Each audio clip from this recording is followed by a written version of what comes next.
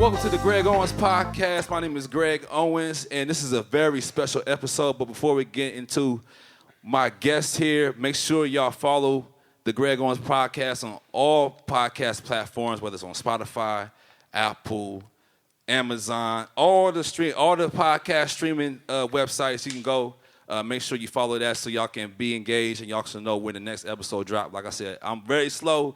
But y'all just work with me, people. I got y'all. This is like one of my. This is one of the ways I can talk to people, talk to different artists, get everybody's perspective and everything like that. So without further ado, I want to introduce two people that I highly respect in the Columbus music scene. Not just as an artist, but just like them as individuals. You know, I've known them for years. You know, I just love what they just doing. I love what they represent, and yeah, we're getting to it. So let me welcome you guys, Malcolm Westmoor and KMB. What's going on, fellas? How y'all feeling tonight? Yo, what's going down? Man. I'm going to take my mic. Yeah, it's we rappers, you know what I'm saying? Exactly. We got to, y'all do this. You know what I'm saying? You do this. Yeah. So, man, I'm like I said, I'm very excited for y'all to be here. Like I said, I've been trying to talk to y'all for a minute. I know everybody's just doing their own thing. Everybody got a lot going on, but like I said, man, I just want to, you know, as artists, like a lot of times we don't get a chance to like talk with one another and like build bread and like actually like pick each other's brain and everything like that. So that's what I want to do, man. I just want to know like, and I know you guys are about to drop Higher Self, and I know once this podcast is dropped, the album will already be released. Mm-hmm. So I first want to say I listened to the album. It's incredible. I listened to it maybe 3 times today, you know, just to make sure I got everything and just to hear different nuances and everything like that. And so you guys, I want to say you guys definitely work well together. And so with that being said, man, just individually, like leading up to before we talk about how you guys met, like how did both of you guys stumble into music, and what was that moment when you was like, oh, I can do this. Like, let's start with you. Start with you, Malcolm. Yeah. I started making music first off, thanks for having us here. Yes, sir. Super excited to be Absolutely, here. It's having peer-reviewed spaces and Absolutely. having conversations. That's why I was super excited to. Yeah. Outside of just the history that's housed within Columbus and all of our interactions, but just music in general. It's fun talking with somebody who knows the process. And sort of what's required to be a performer, and then you on a different level, like as a traveling musician, like you're accredited, like you know what you're talking about, yes, and like you're not only talking, but you walk it as well. So thank you for having us. Appreciate you, man. Yes, sir. But yeah, I basically 8th grade, I moved from Upper Arlington to like Columbus City Schools, and didn't have a ton of friends, so I would come home from school, and that's when the YouTube era was popping. Right. So there was a lot of like Timothy De La Ghetto, D Pride. I forget some of the other ones, but like it was honestly a ton of like Asian rappers that I was hip to, but like they would just do remixes and flips. Dime a Dozen was like another rapper like from that era who was like going crazy on YouTube and the mixtape era in general, and I just found it to be something that I wanted to do. I'd just be a rapper. So I just started recording songs and was very bad for a long time. Wait, so did you first start recording your own like you recorded yourself? Yep. Yeah. And that started in 8th grade. Yeah, right. That was about 8th grade. Yeah, I started recording my song halfway through my 8th grade year. Basically, like when I transferred schools, didn't have a ton, was really getting into the YouTube rap scene, and because of that, I was like, I want to do this too. Right. And I just started rapping and making songs.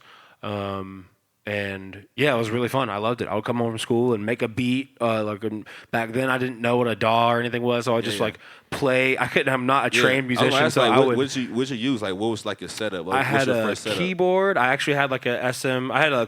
My first setup was like a karaoke mic for like Wii. So it was like a USB karaoke mic. USB, Yeah. And I would literally put that on like a little stand. Or at first I wouldn't even have a stand. I would just hold it or set it right next to the speaker on a keyboard. Yes, you know sir. those old keyboards that like had the drums and different stuff on it. So electric, just like an electric keyboard. And I would just play it for like 4 minutes. Like each sound would be like, play the snare, play the... So nothing's lined up or quantized or anything. You know, it's just random stuff. But Ryan Leslie was like a huge early influence. Yes, sir. So like I would watch, and you remember back in the day, he would do those beat making videos and stuff. So religiously watched it. Yeah. So I want to be everyone. You know what I'm saying? Like rocking out, making so. That's what I would do, like in my own way. And yeah, it was sort of my own thing that I would post on like Facebook, and I wanted to be known. But then when I started meeting other people, is when it was like, this is a real like. I'm really starting to see my friendships grow, and like these are people who I would want to link with, like in this space, and we can grow together. So it was, it was like a whole identity shift. I'd say around like sophomore year of high school, junior year, when people were like, I chose my name as like Yogi Split, and then it's like, okay, now I got to do shows, and like Brady and I met my sophomore year, his freshman year, and we were friends, and he was always like, he always had an insane pen game, and Ben, Surf Team Sounds now, but he was my first producer. He taught me everything I knew on GarageBand and Logic as far as production goes. So, and just but like our homie Robbie, he would rap, and Space, so we like Space Jam, and like so Ox, like there's like a social group, and Tunes, and like Ox or Luke Skywalker now ill references. Now what school was this? What school did y'all go to? So I went to Cos for 2 years, and then I transferred to Centennial and went to Fort Hays Career Center. Gotcha. So that's where me and Cam met, was at Career Center, and like. Cam was he was there. Amazing Prophet, Ledge Kale, Toon Squad, Maux, Chris, Hefe Stone, Thrill, Jimmy DeRosa. Like we're Tobilla, Kevin. We're all in the same class. Like or That's 1 crazy. year under each. You know what I mean? 1 year. Like a lot of us are 2014, and then the other ones are like 2015. But yeah, there was like a huge conglomerate of us all making music and dropping tapes, like collaborating, like all at the same time. So that's what's up, man. So okay, so what about you, Cam? Like what got you into music? I know because I judging from your DJ and your production, like I know you're a true musician. So like where did that come from, and like what made you decide, okay, I want to get into music, I want to get into producing? Man, come for me. That's crazy. Yes, sir. Man, 5th grade wasn't even... Well, if you want to go back further, I had like this program when I was like 3 called Hip Hop EJ. Yeah. And it was like a loop-based program, but that was like my start. But I didn't realize that I was producing. Yeah. I didn't realize I was producing at the time. It was just like a computer game, and then it came back around when I was in the 5th grade, and my dad, he came home with Fruity Loops. I want to say it was 6 at the time, Fruity Loops 6. I remember. I think I had 7. Yeah, it was like when they were about to come out with 7. It was like right in between there, and actually a little Columbus history. So Trek Manifest. Shout out to Trek. Yeah, shout out to Trek. At the time, I want to say he had just put out like his self-titled album, and his producer goes by Rare Commodity. He's the one that gave my dad FL and was like, give this to your son. Wow. So he comes home with it, and I'm like, I don't know how to use this. I don't know what I'm doing. He's like, just mess around with it. I'm going to the store. I'll be right back. He came back. I had a beat ready. So it was like, it wasn't the best, but I was figuring it out. And from there, it was like, dang, okay, I can make songs. I can make what I'm hearing on the radio. Yeah. And, it was just consistent with it ever since then up until now. I didn't really know I wanted to do it. It was just like learning and loving it as I was doing it, you know. So. That's what's up, man. Yeah, of course, I've always been a musician. I've been a musician first. I started drums when I was like 2, 3 years old, and like when I actually got to making my own music, the reason why, because like, of course, when Kanye came out with Through the Wire, and then I found out that he made his own beats. I was like, what? You can do that? Because I didn't at the time I didn't know what a producer was. But I was like, oh, this dude's makes his own music and he produces his own music. I'm like, okay, cool. I want to do that. But then it wasn't until like I saw one of my homies that lived in my same neighborhood in Knott Woods. Like he had Magic's Music Maker, and remember Magic's Music Maker? And so I was like, bro, what is that? Like he was recording his own music. Like it was shitty as hell, but I ain't gonna hold you. But like I was like, yo, you can do this? Like the people from the crib can do this? I'm like, I gotta have this. So my dad purchased me the Magic Music Maker, and I just fell in love with producing. And I remember I recorded my own music as well. I had a webcam. I used a Logitech webcam, you know what I'm saying? I also had one of these microphones as well. And so, like, I remember, bro, like, sometimes, like, when you was kids and stumble upon some stuff, like, you just got to figure it out, man. You just do it for the love, man. And I had, like, love, too. It was, I feel like it was more so of, like, going back and realizing that I was listening and loving music this whole time. Yeah. And like my dad was planting seeds too. Like, oh yeah, Kanye, he produces his own stuff. DJ Quick, he raps and he produces and he plays every instrument. And it's like, oh, okay. Like, so like you said, you can do this. You can do everything. That's all it takes, man. All it takes is like that's the planting of the seed, man. And so like I said, it's just so again, like, and to be curious, like not to cut you off, but like I think that's one thing in being able to watch Cam up close, and even still to this day as an adult, it's like when you're making something, he's like very curious. I would imagine that's the same thing as a instrumental, like a musician, is like you have to kind of be interested in what's next or what's new, or even curious to what's old and why does this old stuff still work to this day? Why do these same snares? Why do these same kick patterns? Why, like, we're doing the same patterns and nothing is really new. Nothing's really new. Like, if you're curious and you're excited and you're passionate about it, like the love is sort of the expression, but the thing that actually makes it happen is the curiosity and like appreciation. I think that's important as a musician. You always got to be curious. You know what I'm saying? Like you always got to be willing to learn. You always got to be willing to go back. Also, like, and even like just as not just as a musician, but as a producer, as an artist, like you got to be willing to, take what's already been and make it your own. You know what I'm saying? That's why I love sampling. Like I love like taking like old beat patterns and like drum patterns and like just like and bringing it to the bringing it to today and like making it my own because just like for me, I like to pay homage. But I also like to keep it going and make it my own. You know what I'm saying? So I challenge like a lot of people that are just starting off, just like always stay curious and always be willing to learn and always just stay open, man. Just stay open, man. Yes. So with that being said, like I know you said you guys met each other in high school and everything like that. So like what was like that initial like, oh, this that guy, I gotta work with him. Like for both of you guys, like what was like that initial like, oh, this is my guy. Like we gotta do something. Yeah.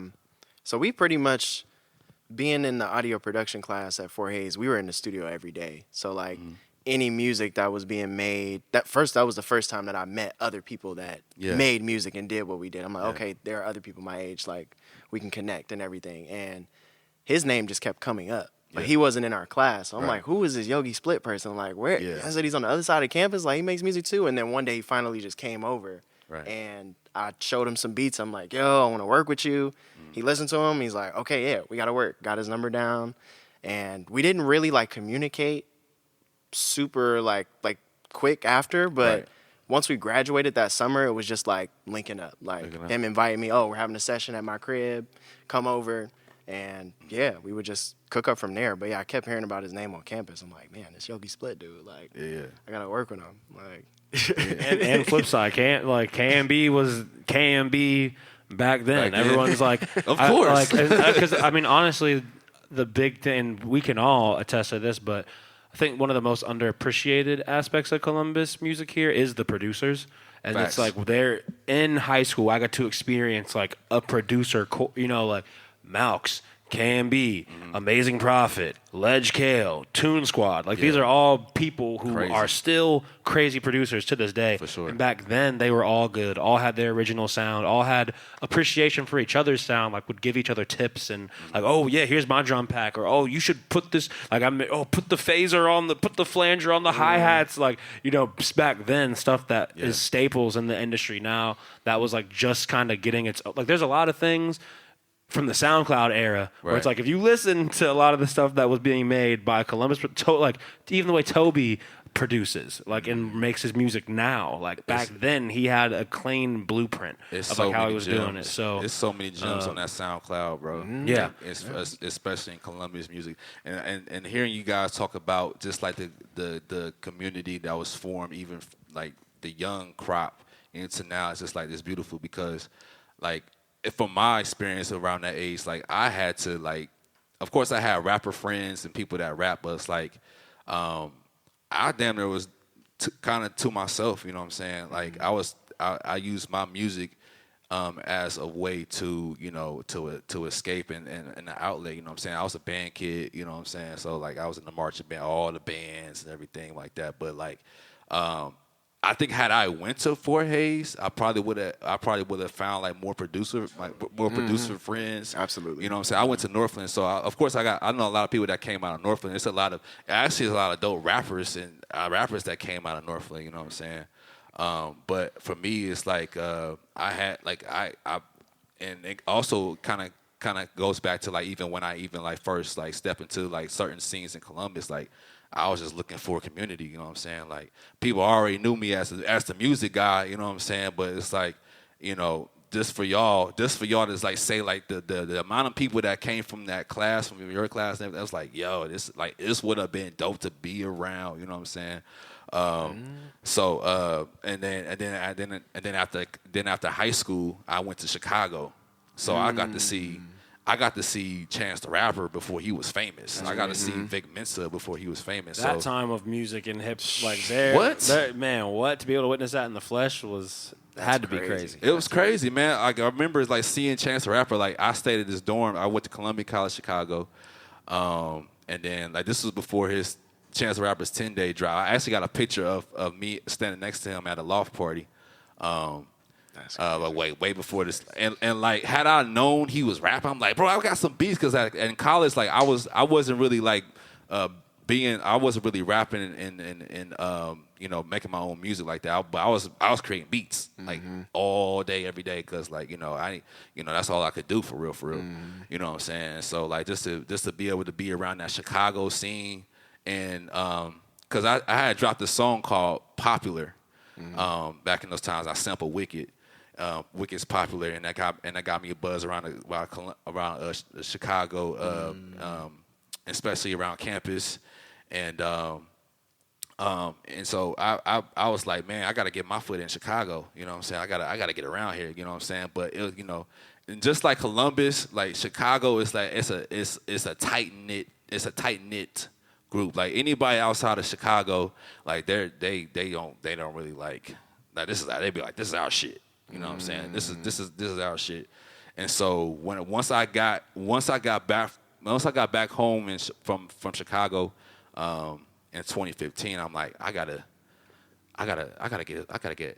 see what's out here. I gotta see what's out here in Columbus. Like I gotta put my foot down, because I don't think people knew me, but I don't think a lot of people really knew who I was for real. And so that's when like around like 2016.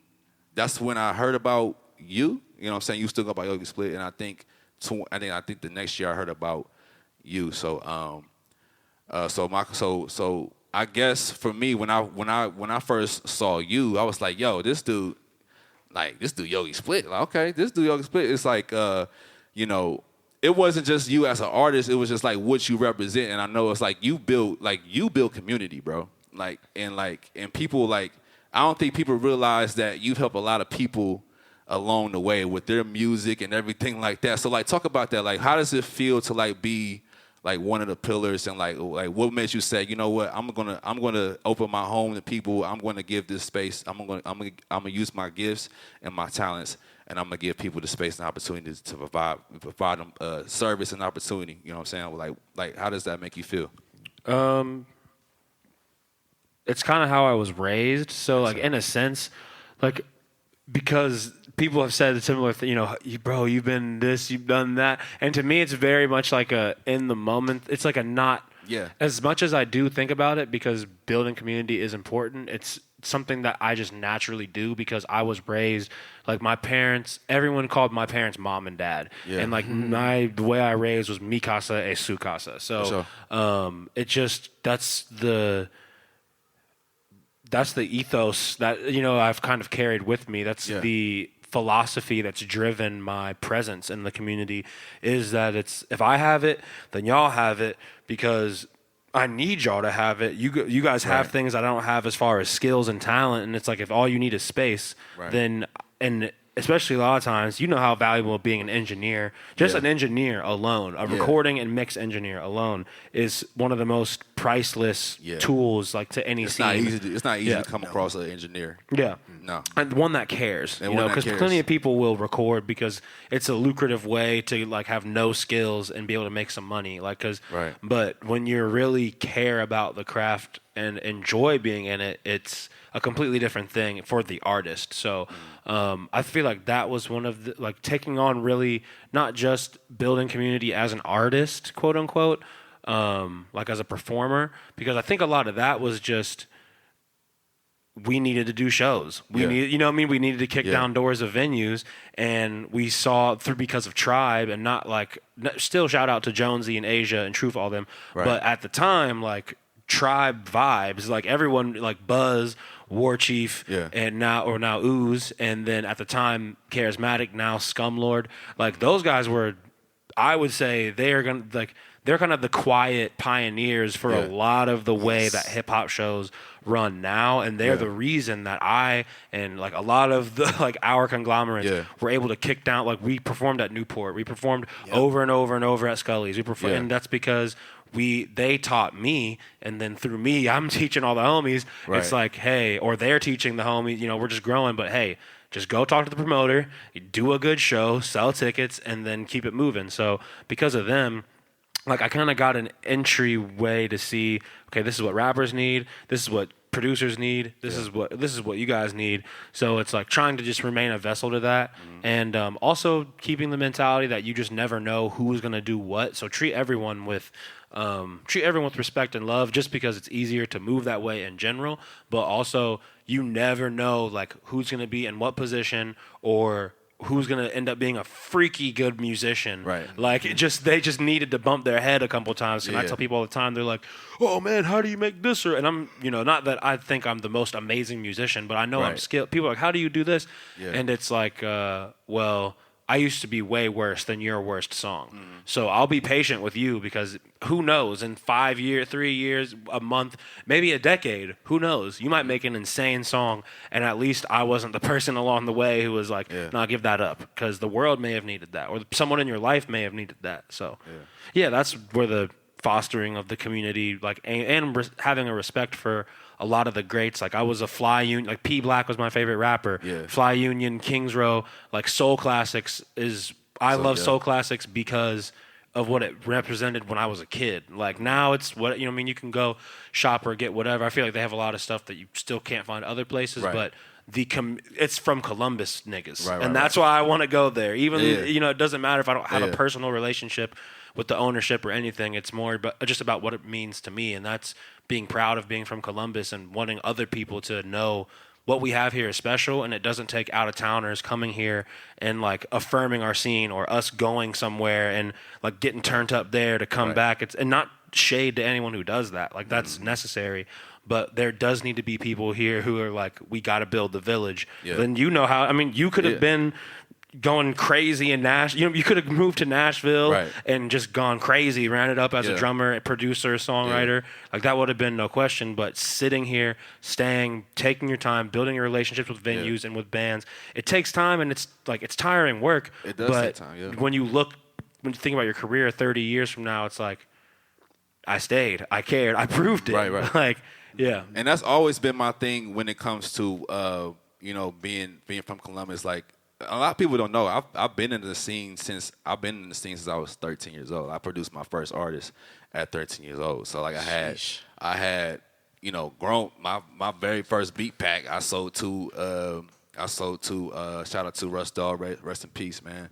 I sold him like 10 beats on a CD, man, and I was able to produce his artist. You know what I'm saying? So it's like, and I've got a chance to see a lot of in the Columbus music scene, like as everything that I do, like I'm in multiple scenes, like so I see what it's like, and I see the people. Like we have so much talent.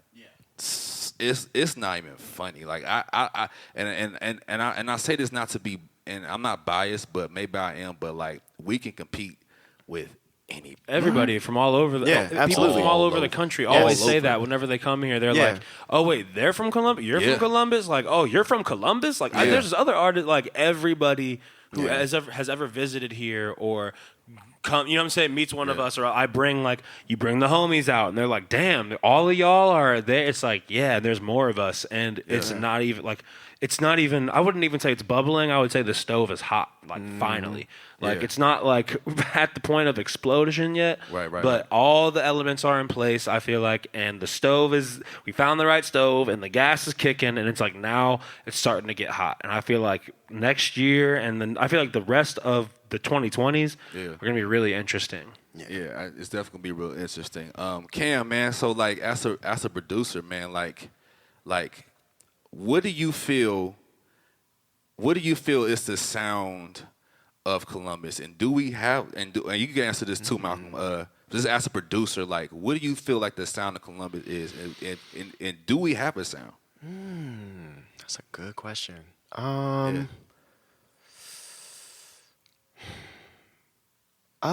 would say we have a sound.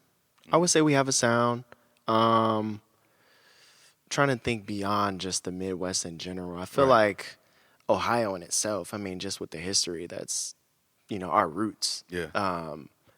Very, very, I guess you could say musical, like when it comes to just like rhythms and, like just that, like just the root of where it comes from, like that soul. Like I feel like we have that. Soul. Like you can feel us, right? You know what I mean? And I feel like that's what separates us from all these other places, because not only do we all know each other and support each other, but the music is like, it's a different feeling when you hear it. And that's something that I've always known. Like since we were in high school, I'm looking at everybody like, bro, we are crazy. Like this is insane. This group in 10 years from now is going to be insane. We just have to continue to do what we're doing. But definitely very soulful. I feel like we do have a wide range of different styles when it comes to genre and just different vibes that people are on. But at the root of it, I feel like it's just feeling. Like we have a lot of feeling here. Man. And intention too. Yeah, I agree. Yeah. What about you? Man? Yeah, what would you say? Yeah, I would say, I mean, as far as music, like it's kind of hard because there is so much variation. Especially now. I think for me, like the most Columbus stuff is like sample based, like hard hitting, like groovy. Like I think to me, Jay Swiffa is like one of the ultimate like and anything that kind of like I think someone who, and there's a cadence too, like like Veda's cadence, and I think of like Bryce Burke. Like his music, as far as people in our like age group, like I feel like Bryce Burke has some of the most like, when I think of a Columbus sound, like his voice it's like sample driven, like cool, swaggy, like very much like I think like the Ohio Player. Like I think music it's like player music, funky, funky, cool sound and stuff. Which is it's funny because I don't. Not to say that anyone who doesn't make that specific variation of sample-based or like groovy hip-hop isn't making Columbus music. I think that's what makes Columbus music so great. Yeah. But when I was P Black was my favorite rapper like for the longest, and he was a cool sample-based like Fly Union, like that shit is still, I think, And even you can hear a lot of that bounce, I think, on a lot of people's beats and variations. Yeah. But when you think of like a KMB, when you think of even you, it's like you are eclectic soul. Yeah. I feel like that's what I call our sound. Yeah, I feel like that's a great way to it. describe it. Is it's like it's different. Because when people ask me to describe my sound, I'm like, especially for the album, they're like, what does it sound like? I'm like, alternative hip hop, like it's like we're singing, we're using like hip hop devices and stuff, and we're using devices from R&B, but because of the subject, I think that's another thing, like the subject matter here, because it's like we have to be kind of introspective or like super, or that's why I'm like, it's either be introspective or super cool, because there's our landscape still isn't super popular and we're not really connected to the Buckeyes like that, right? And which is the biggest thing that I feel like we're known for.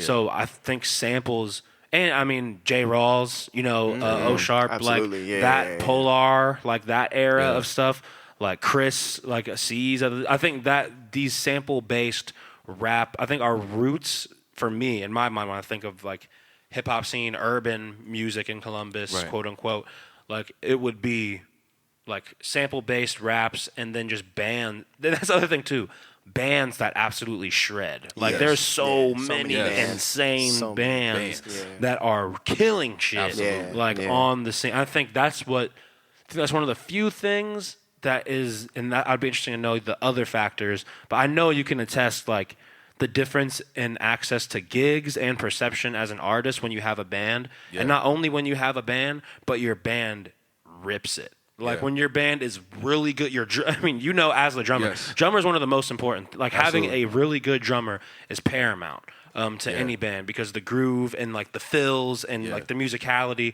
that's required and like the tempo, you know what I'm saying? You have to be in control of that shit. Literally, a drummer can make or break a band. Absolutely. You know what I'm saying? You can have the shittiest keyboard bass player, but if that drummer is hitting, you gonna bob your head regardless. You know what I'm saying? Yes. I pride as a drummer. I pride myself in the pocket. I mean, I could do all the different licks and all the fills and everything like that, but it's like I love to be in that pocket and making that pocket feel good. You know what I'm saying? I love the aspect of being from Ohio, because that's what we're known for. We're known for our feel, man. I just like and I love like as a musician, like. That's why I love being a musician first, because I love to bring that feel to the music and actually represent the music. Like, we about to take it there. We about to bring that bop to it. You know what I'm saying? And as a musician, you have to be mindful. You have to listen to what everybody else is doing, and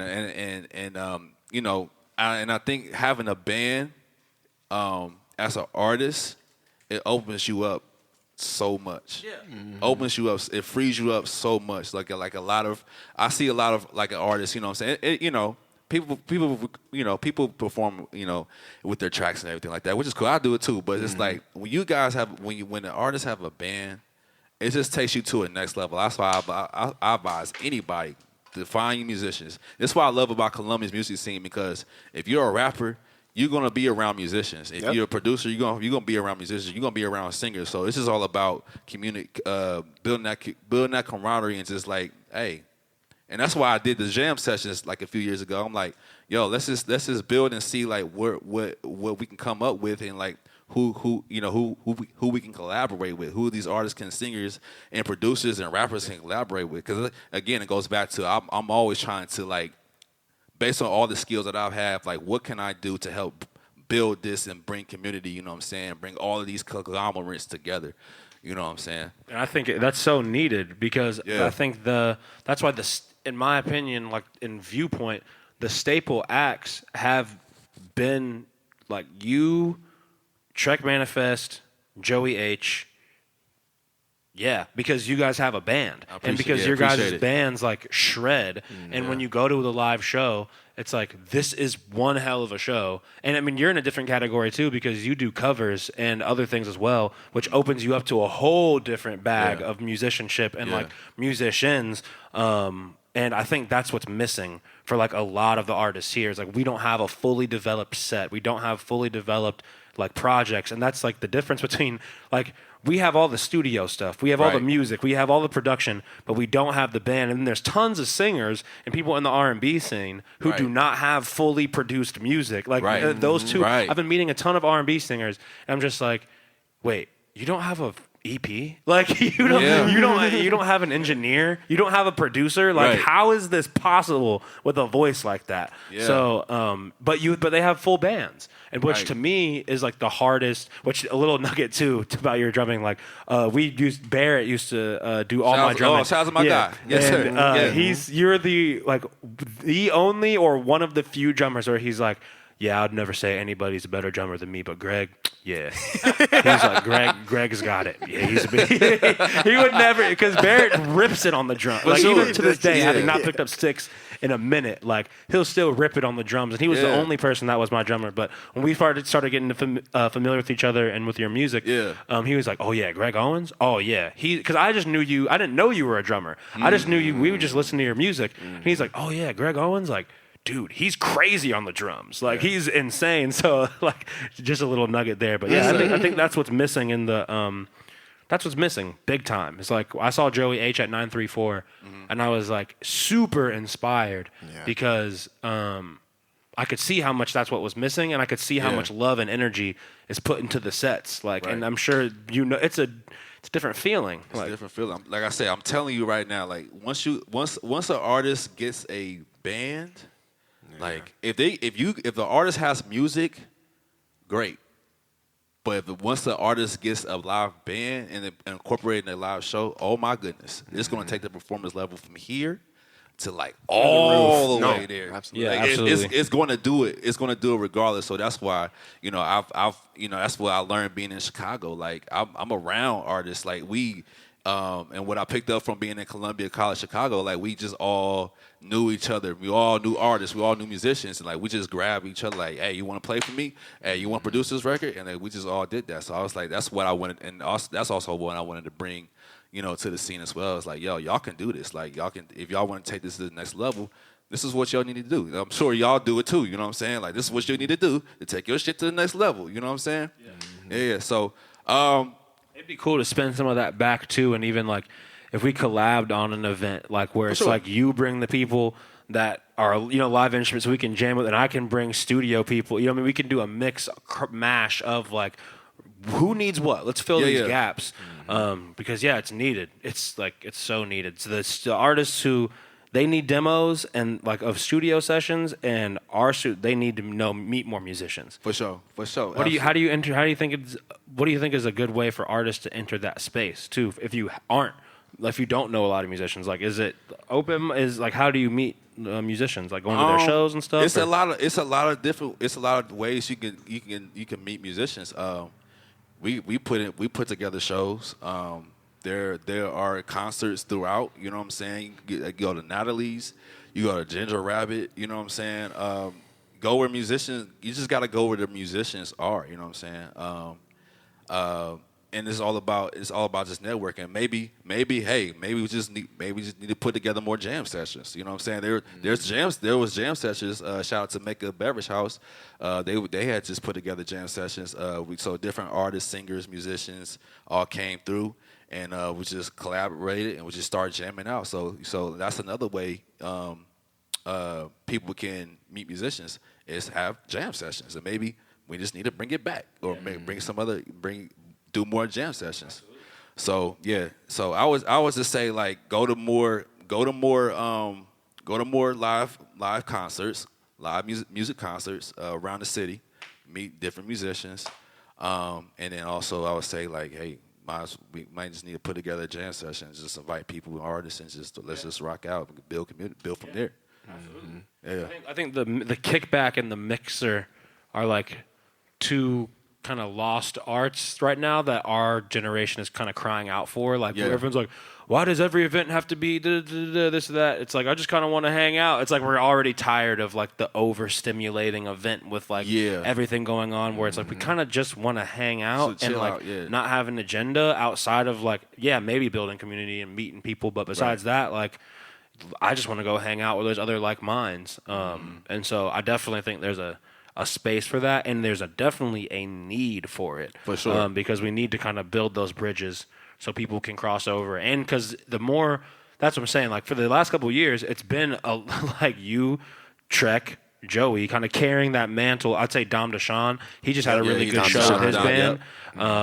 He's like entered that category as well. But to that point, it's like there should be more of us like with bands that are doing live shows, because then it'll bring more people. It'll look better for our scene. You know what I'm saying? The collaboration potential opens up because now we have like we can mash up our sets in different ways. And yeah, we can just get way more creative. Like as performers, it makes you better too. It does. Because when it's not just you versus a beat, but you're actually in flow with, like you said, to the pocket. When you're in that shit with each other, like, and you're grooving out, like people can feel that way more than they can feel you shouting over a beat. Absolutely, man. And honestly, that's how you get to performance at events like the Jazz and Riff Fest, the Columbus Commons. You can get to R&B Fest. I was just at, you were walking around. I'm like, how many bands you playing with today? You know what I'm saying? So it's like, and a lot of these artists are great artists, but like they're just stuck in these like small venue type of performance spaces. So I'm just like, yo, if only you had a band, like it'll take you to the upper echelon in Columbus and actually beyond. You know what I'm saying? So yeah, man. So I want to switch gears, man. Let's get into the project right quick. Of course, it's called Higher Self. Now, it's not HIGHER. It's HIRE self, right? So explain that title and what is that? What does higher self mean to the people that's like doesn't know? What does higher self mean? Oh shoot. Okay. He let me do this one because he took it yesterday. So it's like, okay, we both get to answer.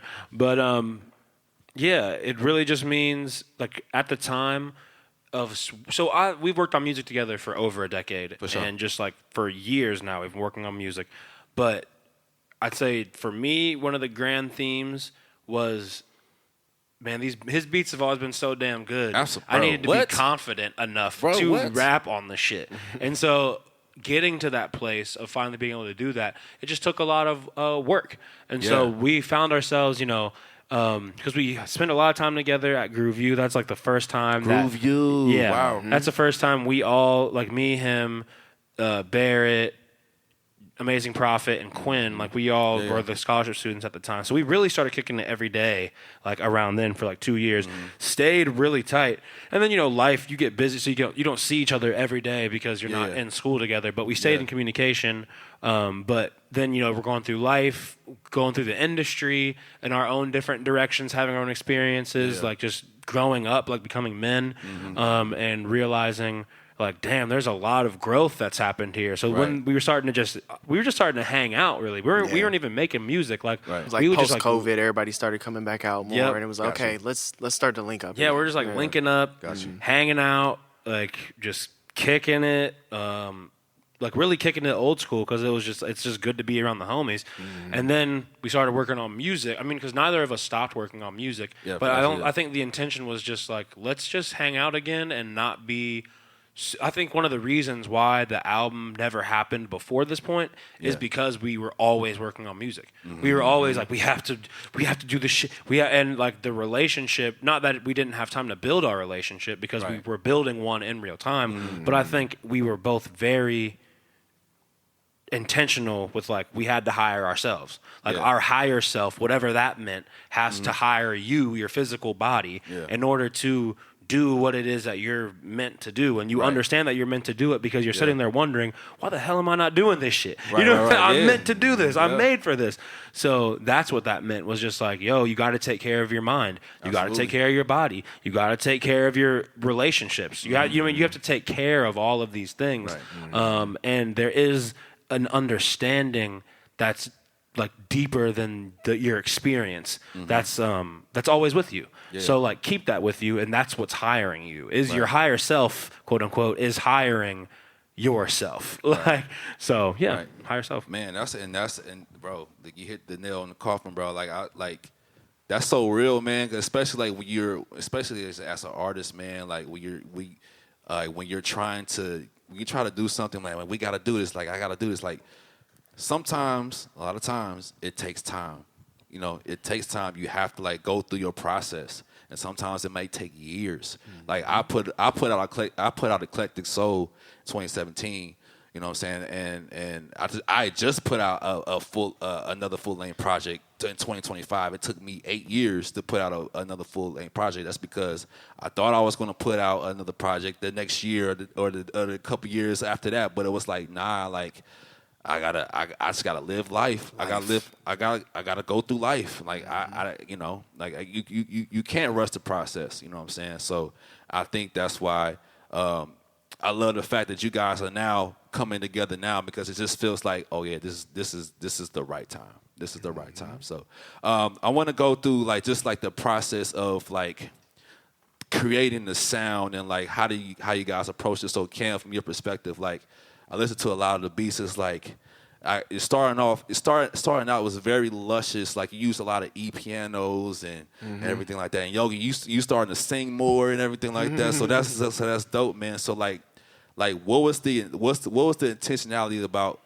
What was the intentionality when it came to like how should we approach this musically and how should we approach this subject? How should we approach this in the subject matter? You know what I'm saying? Well, from the music side, this is the first time that I've produced a whole album. So really, yeah. This is the first time that I've done. Right. Yeah, what? Yeah. I have like 3 songs here, 2 songs there, but this is the first time that I've been like in control of like the sound of a project. So I don't take that lightly. Yeah. And it's like, if we're gonna do this, like I'm like, if we're gonna do this, we're gonna do it. Like, right. I'm gonna get everything that I can hear out of my head out, and I want to showcase everything that I can do in a way, if that makes sense. So like starting off, like you said, a lot of pianos. I want to sample like, classic samples, taking a song like Girl and flipping it into something like people wouldn't think to, like, yes, you can take a classic song and create it and make it your own, like flip it and make it your own. Right. And just, all of that when it came to the sampling, when it came to original instrumentation, using loops, whatever it is, I want to be able to take the audience everywhere, So I feel like, with the 11 songs and then the bonus songs too, you're getting all of that. You're getting all of that for sure. But that's always my main intention, is just how can I do a lot with a little bit? You know what I mean? Yeah. Simplicity is huge to me. Facts. You know what I mean? So it's like, I still want to leave room for Malcolm, but I want to showcase what I can do as well, you know? So just finding that balance. But I feel like we got every style on the album, from dance to melodic to hard samples to hard hitting 808s to rapping to singing. Like, yeah, man. So what about you, man, as far as like, how you approached it musically, and even how you approached it like subject matter, like what was your intentions behind all of that? So one, it's funny hearing him say that, because that is, whenever I make a full length project, that's sort of my goal as well. Is like, I want to display, like, the first song there's no auto tune, there's no, it's very dry compared to like some of the other songs on the project, and that's just because I wanted to show like, hey, I still have this in my bag too. Right. I still like this, but also we can do this. We can do the auto tune. We can do the fast flows. We can do everything. And that was another like the where roster is like the girl sample and then the peaches and cream. It's like I haven't really made like, I would say like sexy songs like that before. We've made songs about relationships, but this was the most intentional, where it was like, I know who I'm talking to, like with this kind of song. Right. But even in that, I wanted to be very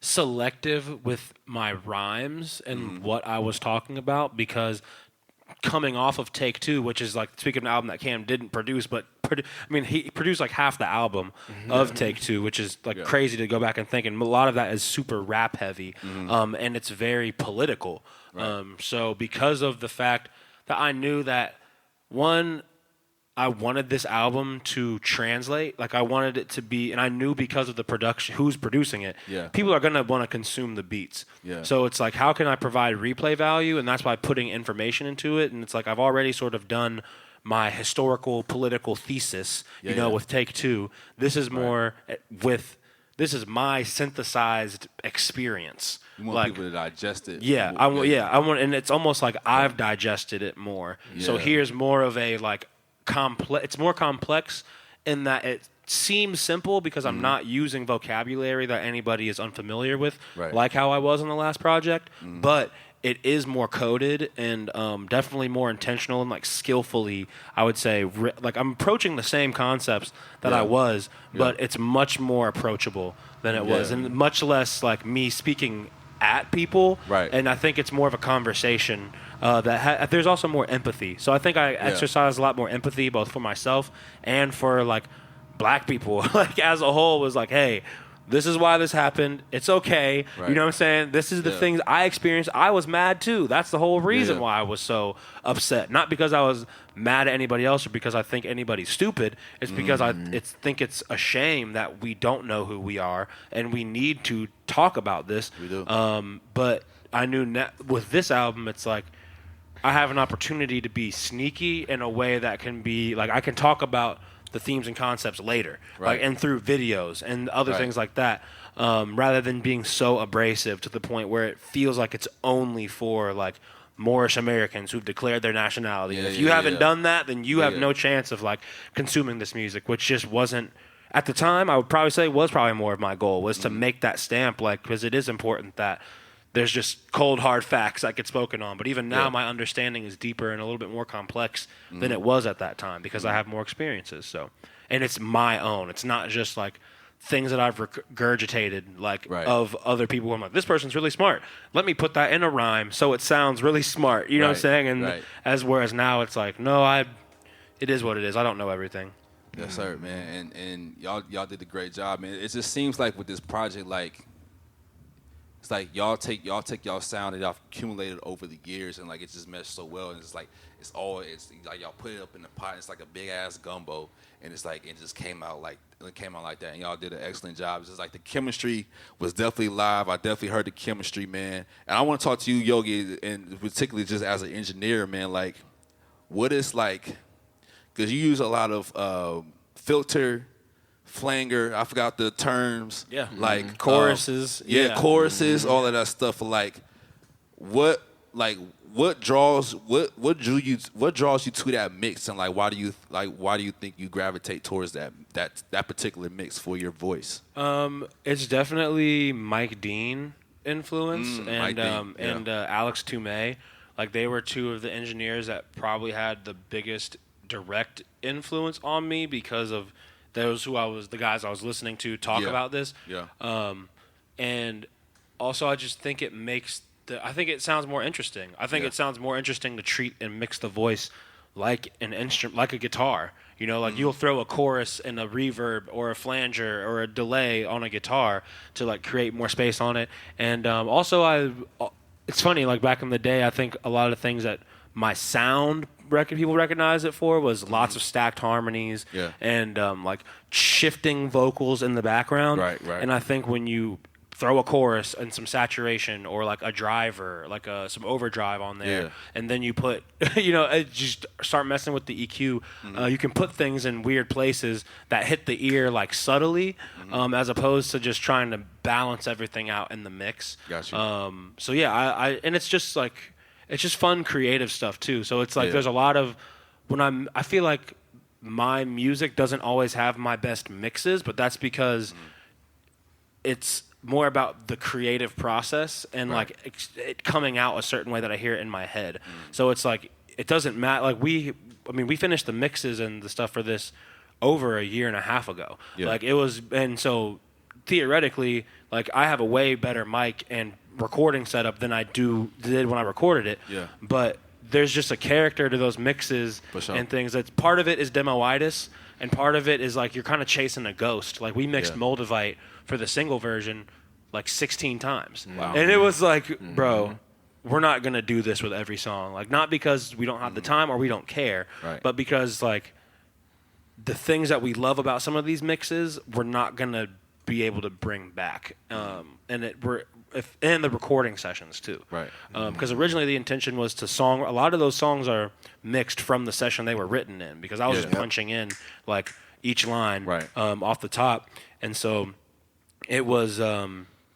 We just needed to keep it how it was. Like Marigold, we sat down together with Soto in the room, and we're like, "What do you want to talk? What do you want to talk From about? scratch. Oh, we want to talk about loving yourself and like realizing that your higher self is the goal. Yourself is the person you need. So let's make a song that's sort of talking to that gratitude that you have to have for yourself, and that yourself already has for yourself. That I has for yourself. You know." If that makes sense. So, or what anyone would say was God. You know, it'd be easy to just be like, God. Your love for God is God's love for you because you are God. So you need, you need to have that and cherish that. So we're going through that on the beat. Like, how can this be very simple when it's like marigold? Like marigold, it's gold, it's orange, it's warm, it makes you feel comforted. And we're just like, Cam's just do that again. Like, just say it again. Like, say move Mary, it back around. Sing Mary. Like, Like, literally break the word up and just Mary. Like, all of it. Like, all of like, that. oh, bro, just stack it up now. Do some runs. Like, and I'm like, okay. And it's funny, that final version, it's bounced the way it is with just like, it's basically all the background vocals. The main vocal, when we printed the final version, like was muted or something. Yeah. And then he sent me back the executive produced like final version where he's like making the tweaks and all this.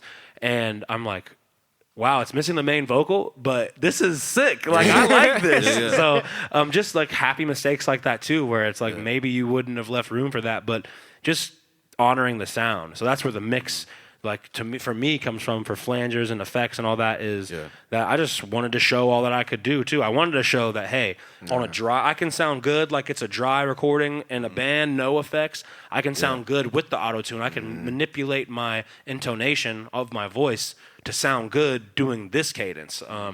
And I think we definitely, with the production, it was easy to accomplish that mission because there's plenty of opportunity to explore new flows and especially deliveries. like waves. You went crazy on waves. Yeah. Like, that's my favorite. Crazy backgrounds, harmonies. Like, this is the type of record like I had to let me listen to it in the headphones because I know I'm about to hear some mixing stuff on everywhere. Some panning. I gotta listen to it in the headphones so I can actually feel it. You know what I'm saying? Yeah. I want to talk about a song in particular, man. Look, bro, that high priest. Lord Jesus. Cam, I don't know if you was trying to channel Manny Fresh. I don't know what you was doing, bro. Like, I first heard the That's a great comparison. What is going on here? Yeah. Like, talk about that record, man. Like talk about I don't know.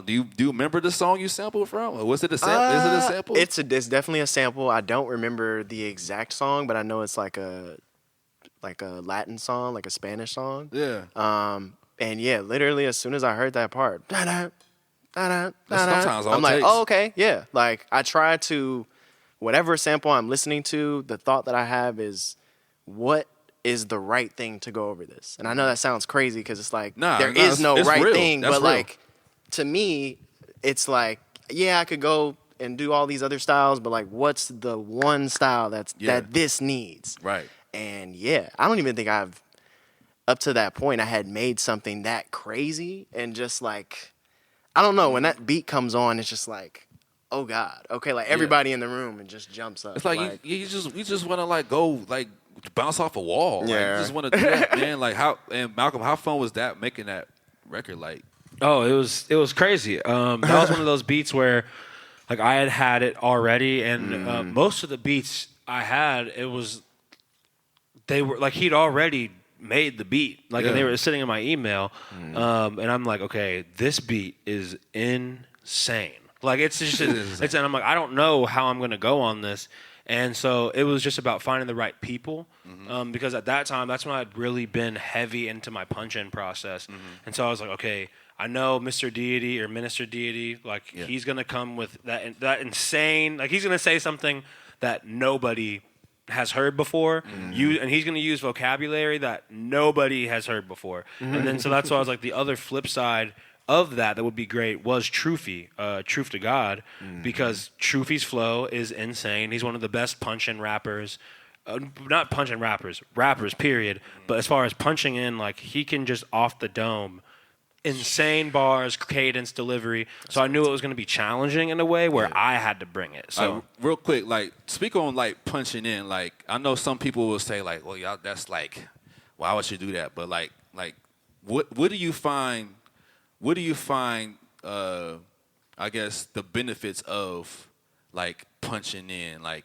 What do you find? Like, what do you find the benefits of doing that? The benefits, I would say, so there's two different benefits. I think as a songwriter, the benefit is being able to analyze your lyrics in real time. Yeah. So in real time, you can be like, okay, I'm going to say this after this. Ooh, okay. That didn't sound as good. Or, oh, okay, this sounds good, but I just need to flip this word. And, like, being able to be a little bit more decisive. Yeah. Like, when you're writing, it can, like, the challenge of writing is you need to write something, even if you practice it, you don't know how it's going to sound until you record it. Absolutely. So, like, that is something that would frustrate me is, like, I would spend a lot of time writing records, and then I would record it, and I wouldn't be in love with it, but it's like, that's just what I got. Yeah. I don't waste my time. So, punching in as a songwriter, that was amazing for that fact. And then for a vocal performance setting, it was nice because in real time, I can analyze the vocal take, and it's not about, like, all rappers and even like more old school people, it's just like you need to be able to perform that the way you recorded that. But as an engineer, it's like I want my takes to be consistent. Right. And if it is going to change, like I might need to take a huge, breath going into this take. So I think it's just being a little more, trying to take a more new school approach to because that's definitely more new school as we're in the digital era, like where you don't have to cut tape and do things like that. Yeah. So it's like take advantage of if you have, and also writing songs with other people. Oh, that's like smart. being able to be smart. Yeah, just like work smart. Like why would I sit and play a beat and like rap it and then have my homies involved when I can have everyone involved from the very beginning? Now we can all synergize, and it's like, oh, we got the hook going, and I'm in the chair. I'm like, oh, let's go next take. You know what I mean? Let's take engine. I'm having my homie Quilly, like I was teaching him how to record engineer at the time. So I was like, Quilly, like sit down, press record. I'm like faster, like you need to be faster. You know what I'm saying? And just putting him through like hell, basically, like because I told him, I'm like, bro, I'm picky. I'm used to recording myself. I recorded myself for a decade. I'm fast. Like I need you to be fast. So like doing that.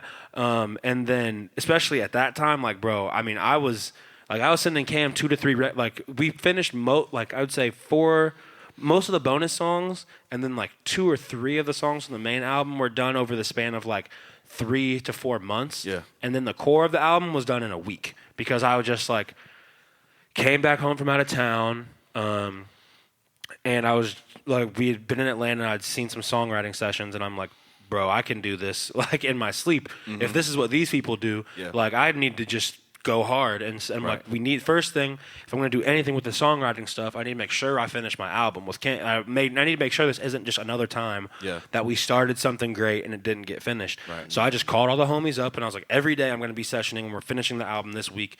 And I was sending him 2 to 3 records a night. Like, yo, this is what we did tonight. I'm inviting people through. I'm like, yo, come through, sit in on this session. So that's how High Priest happened, where I was just like, I knew Mansoor would go crazy, and I knew Truffy would go crazy. I knew there's no way that they would, end up on a song together, and I knew it would translate perfectly because of what they both talk about. And because it's like you got me kind of right down the middle as far as like being kind of absurdist and like in your face, but also like political. Then Truffy's gonna be like an absurdist. He's gonna go all over the place. He's like, I'm gonna try to fit this chakra stone in this doohickey. Like who else is saying that? Like and then Mansoor's coming in sounding like he just wrote a political, like a dissertation.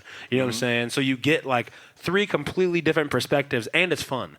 So it's like it's easily the most political song on the record, and I think it's also the most fun song on the record because it's just like, even if you're not catching every word, you're still like bopping and dancing, like still saying something, but like you gonna bump to it. I love making stuff. I love making songs like that. Like it's a serious subject matter, but you gonna feel this bop though. Absolutely. That's one of my favorite records. That's like one of my favorite types of records to make, man. Like I said, that's easily just me that's probably my favorite song, just because of the feel. Just because of the feel, man. Also, like, what I want to talk about the Keisha Soleil feature as well. Like, how did you guys get her? Shout out to Keisha Soleil. Absolutely. I did a song with her a few years ago, and she just has she's got a wonderful spirit. Legendary, and one of the OGs, OGs, one of the OGs, and just like her voice is amazing. Like, tell me about that record, and like, just tell me about your experiences working with her. Yeah. Oh, first I'll let you talk about the production, and then like can you talk about the production for the first, like how picking the keys and how you did the drums and stuff, but then also the post production when you were doing like picking the vocals for the mixing and stuff. Yes. So that one, that another original track, no samples. Right. That chord progression, man, it's hard for me to really explain because these different chord progressions, especially like with original music too, it's really just me listening, and like what do I hear in my head, and literally as like a lot of these songs, like as they come on and progress, like. That's how the beat was made. It's like the first thing you hear is that piano and that drum. That's literally the first two things that I had. So you start with keys first. Yeah. If I start with drums, I usually get stuck. Yeah. Like I can make some crazy drum pattern, but then it's like, okay, what melody am I going to put over this? If I do, it'll probably be like something super simple. But if I start with a chord progression, we can go anywhere from there. Yeah. And I can just continue to add to the melody, and I'll wait for the drums.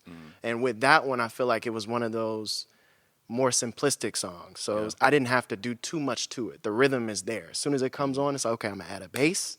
Yeah. Simple. How can I do more with less? Like that same thing. Like, I'm going to keep it here. I'm not going to add too much percussion, too many hi-hats. I'm going to add like a triplet here and just keep it right there. And it was the perfect track for both of them to sing to.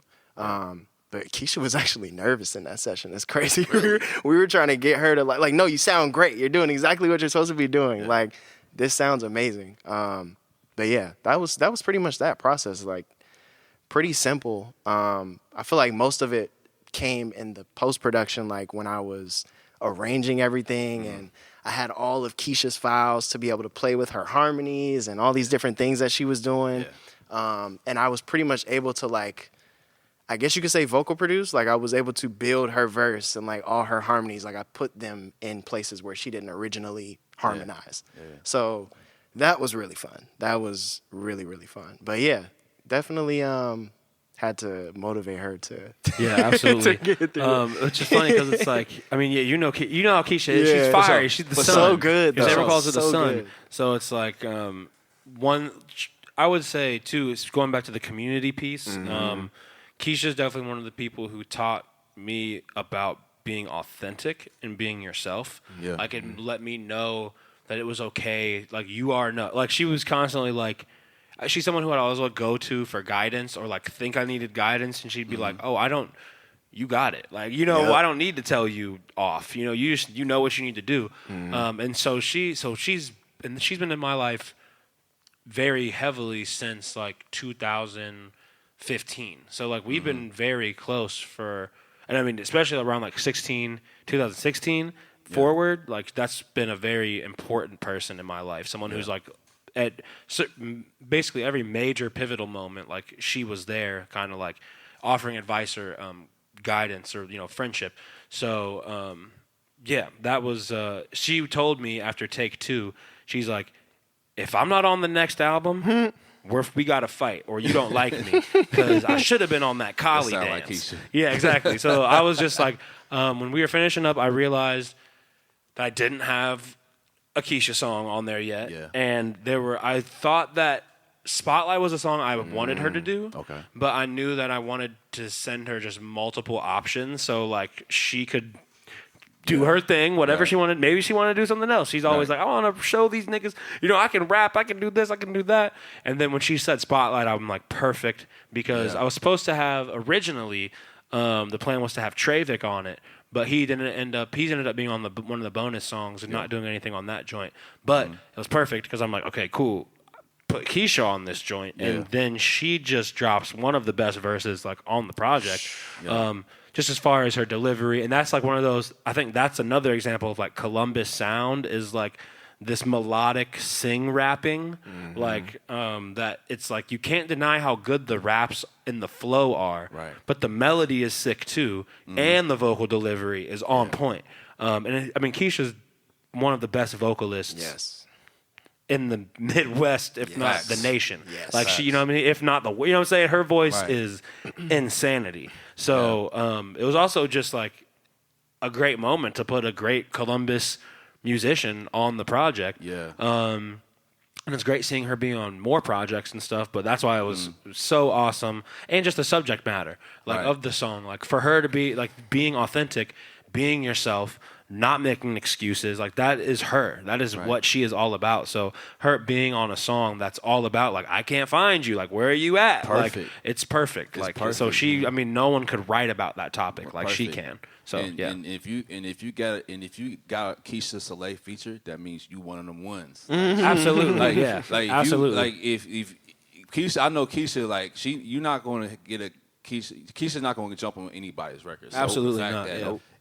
If you got her on a record, that means you one of them ones. Yeah. So I'm just happy to even have a Keisha Soleil feature. No, even if for it's sure. One, you know what I'm saying? So And it definitely represents, to that point, I'm glad you even asked that question, because it's she was a huge part of me even discovering the themes for this project. Yeah. You know, it'd be Not all hard. it takes. It'd be hard to think about how it. I feel like we have our way of getting. It's inevitable how it went, but Right. it's just you can't deny the indirect influence Right. of someone in your life, and so it's only right that she was on. She would have ended up on the album some way, because it's she had to be, because she was a huge contributor to the person who was writing a lot of the album. So I'm so glad that she was not only in a place to be making music, but pressed me to be hey, don't forget, yours told me you would put me on your next album. You're making albums, KMB, throw me on that joint. And she did it. But yeah, of course, she's just studio shy sometimes. Yeah. When she's oh, I don't know. It's what are you talking about? You are killing this right now. Going This sounds insane. amazing. That's just artists. We just being extra, critique ourselves extra hard. We are. You'll probably agree with this too. We are our own worst critics. So we just want to do when we're a part of something, we just want to put our best foot forward. You know what I'm saying? Sure. We don't want to mess nothing up. We want to sound good and everything like that. So I get it, man. But like I said, Keisha, she just she's such a dope spirit and a dope artist, man. I'm glad y'all got them on the records, because y'all sound great together. And I just love how y'all just again complimenting each other. You know what I'm saying? Especially with you vocally. You know what I'm saying? I don't think a lot of people talk about you, vocally. You know what I'm saying? You got this mellow voice this. It's bro.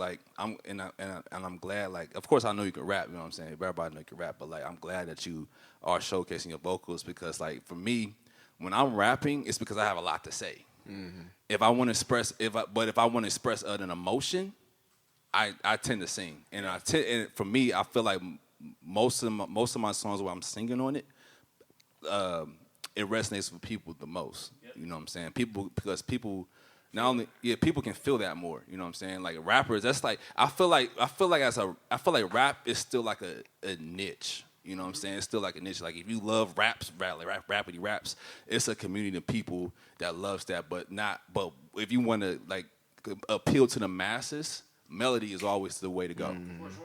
You know what I'm saying? Instrumental music is still a thing. So if your voice and sound, if you can just blend into the beat, now it doesn't matter what you say, almost. Right. 100%. And that song, it's just it's in a lot of these records, it's lo-fi. You know what I'm saying? It's a lot of it's a lot of lo-fi. It's you just you can put this on you studying for a test or something. You know what I'm saying? You could, because again, it's easier to digest. And shout out to you, Cam, for your musical ability and your versatility.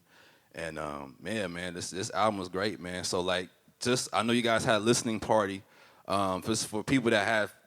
For the people that have heard it, what has been their response and how does it feel to actually have this come out and and just what is y'all feeling right now? How do y'all feel at this very moment? Man, a mixture of emotions, but I feel the most I feel right now is just, I guess you could say, relief. Just because we've been talking about doing this for so long.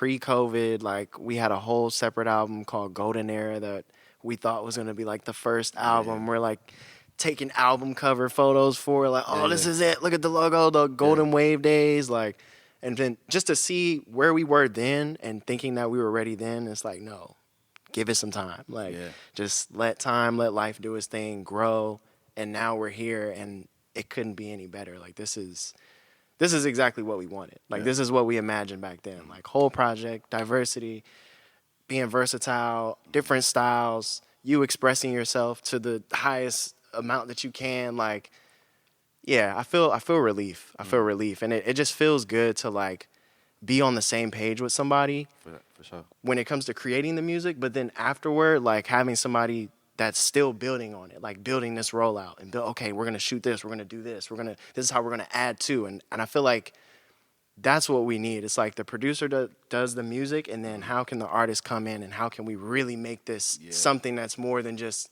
check out our music. It's like, no, this is an experience. Right. So yeah, I feel happy. I feel relief for sure. What's up, man? What about you, man? Yeah, I would say honestly more present than I normally feel for most, and that's because of like I said, the music's been done for a minute. Right. So figuring out how to release it, because this was my first album since Take Two, and it's like the initial roll. Like I was looking back at posts, it's like last year, last September of last year, people thought the album was coming. You know what I'm saying? I was telling people, like, yeah, probably, or maybe, we'll see. Yeah, like, you know what I'm saying? I know about that. Because we took all these photos, and we had the cover art, and we started to, like, roll out the single, and everyone was, like, paying attention to it, and they're like, damn, like, this is crazy. Like, this is a great rollout. And it's like, this is for the single. You know what I'm saying? Like, this isn't even, like, and then the second single, ironically, like, Marigold performed really well for not even a quarter of the amount of rollout that we put into Moldavite. Yeah. But that's totally fine. But with the album, shout out Najee over here, probably working on her phone. But the incorporation, like, because we already had like Beth and Spiffy on the production team. Shout out to them still being present members of the rollout team, but really getting a brain in there as far as like a content calendar, and then Malik shooting and like directing and like editing these videos. Like also shout out Rich for writing the script for the first two like skits that we dropped. Yeah. But like Malik especially, like just having someone on board who's cinematographer eye it matches the tone of the music. So like being able to get people really invested.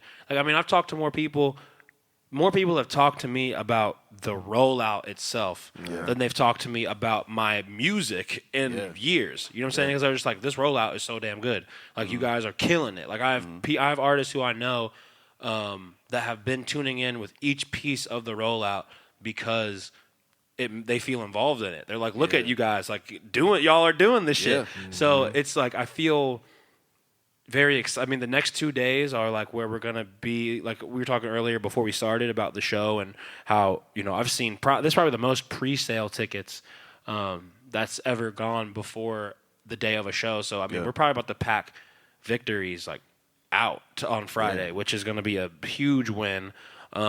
And then we have the release party tomorrow. So, and the reaction has been great. Like, people, it's funny. High Priest has been a song that a lot of people have told me they really liked. And I did not think that was going to be, like, I knew the beat was insane, but and I know our flows are crazy. Y'all gotta do something. Yeah. Oh, absolutely. Absolutely. Yeah. No.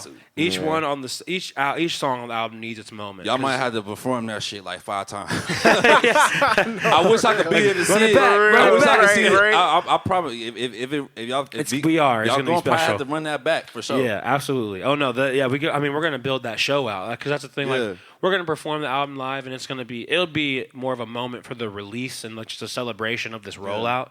But yeah, the show, I think the performance of this album could be ridiculous, like with the right crew. So that's like I think the next piece is like building out the band and how we want to go about that. So yeah, but the feedback has been great. Like people are liking things that I didn't expect them to like. I'm hearing people like the songs that I did expect people to like. I'm getting great feedback on. So I know that we picked like everyone who's heard all of this, like has the Untitled link. They've heard the bonus songs, but I'm excited for people who have no clue, that, oh shoot, there's like, there's a Zach Fresh collab. There, you know what I'm saying? We have Trey, like we have all these other vibes that are like, damn, this could have fit on the album too. But it's like, nah, the 11 songs that we do have are, I think there's like no fat on it. Like, it's like a super lean piece of music that still like it's fatty, and that it's juicy and there's content in it, but it's like fatty in the way like a piece of Wagyu is fatty, or a nice Denver cut. You're like, oh yeah, this is right. This is delicious. Yes.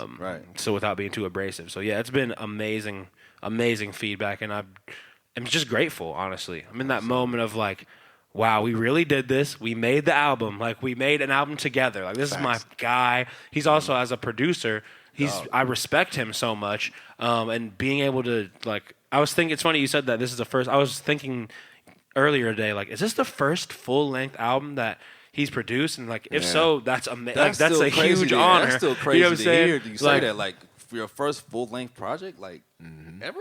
Like, that's crazy. Like, as long as you've been producing and everything like that, I'm like, oh, this is like, okay, this is a great full-length project to be like your actual first project. So like, maybe it had to take this long to be like, okay, all right, let me just put my all into this, man. So this sounds great, man. Yeah, man. Yeah, this sounds absolutely great, man. Speaking of community, man, like we've gone through so many renaissances. It's gonna lead to my next subject, but we've been through so much renaissances, over the years, man. Especially like meeting you guys and everything like that. What is different? What do you say is the same, and what do you say is different from like? I would say like between like the 2016, 2018 era versus now. Like what is the same? What is different? What has been improved, and what do you say can be improved? Like just you guys now, us being our age, we're like the OGs, get quote unquote OGs now. We've learned a lot, we've seen a lot, we've been through a lot. You know what I'm saying? So like what as far as like community, as far as like the scene, like what do you say is it's the same, it's a difference in like what has improved and what needs to be improved from the time we came up as youngsters in the scene into the time now? Man, I feel like you would be able to elaborate more than me, but I feel like from what I could see, the one thing that is the same is just, I feel like we're back on that same level of output. Everybody is putting things out. Everybody is being consistent. And I feel like the difference is what we're putting out, the time that we're taking to put that into the music, the experiences that we have had. Because I feel like back then it was just like, everybody's just getting shit out. Like, whatever I can get out. Like, I just want to perform. I just want to put it out. It doesn't matter what it is. Like, even myself, like, whether it was a remix or working with any artist here, like, we were cooking up every single day. Like, didn't matter. Multiple times throughout the day, it was just like, I'm bored, I'm making a beat right now. Who's here? Okay, you're getting it. Like, we're creating something now. But now it's just, I feel like everybody has more intention. I feel like COVID happened. Everybody spread out, went to their own spaces, did what they had to do internally with themselves, and now we're all back together, like refreshed and rejuvenated. And now it's like, okay, let's do this the right way. Let's do this intentionally. What would you say though? I feel like you've I think we're a lot smarter, which is inevitable because of age, because of the isolation, like from COVID as well. But yeah, I mean, I think we're just a lot smarter, more intentional, like I would say even calculated is like, I think that's like a synonym to intentional, but like I think there's a lot more, this will happen if I do this, because I've seen, we have a lot of experience to go into our decisions. And I think also the similarities, I think I've heard a lot of people, especially last year, they're like, this is the same, I'm starting to have those same feelings. It's like I used to have like back in 2016. I think everyone marks that era with like the Corey Parks era. Basically like when he was on the scene and just doing crazy. He was doing crazy rollouts, and Dev Drake, wonderful music, is producing his whole shit. You know what I'm saying? The Columbia, he's on Fader, and all this crazy stuff is like starting to go. So I think at that time, I think that was when a lot of us like hit all of us had finally started to go Super Saiyan. Like around that time, Bruh, you know what I'm saying? what? I think Yeah. everybody, like you had your show, sir. Yeah. You had Free Love. You know what I'm saying? Cash's Keys. Cash's Keys. Like you know what I'm saying? Like everybody Goodness. is like Everybody was dropping. everybody's wonderful dropped like projects. Trig, Like, so Brady. many classics Everybody's came out of there. literally everybody's big. Oh, like my Big goodness. James, Zach Fred. Everybody Everybody, was Toby. outside. Everybody was going crazy. Everybody's outside. Like I would say a lot of the people from like also too a lot of the people now like from that time a lot of us were like 20. Like fresh out of college or 20s, getting into early college, 20s, and now yeah. we're old. Like now we be outside. You know what I'm saying? Like we Right. have different experiences that we didn't have then that are uniting us more. And Yeah. I think then the unification was seen as like a potential thing that we could like try to do. And so community was more of a performance, whereas Yeah. now it's a requirement. Yeah. It's like it's kind of like we have to get around each other nowadays. Like we have to, like our companies, our businesses and brands, like have to interact with each other. Right. Like, and otherwise they're not going to grow. And I think support too. I think there's been more. I think we've found new ways to like find support in the city, and we're not all putting.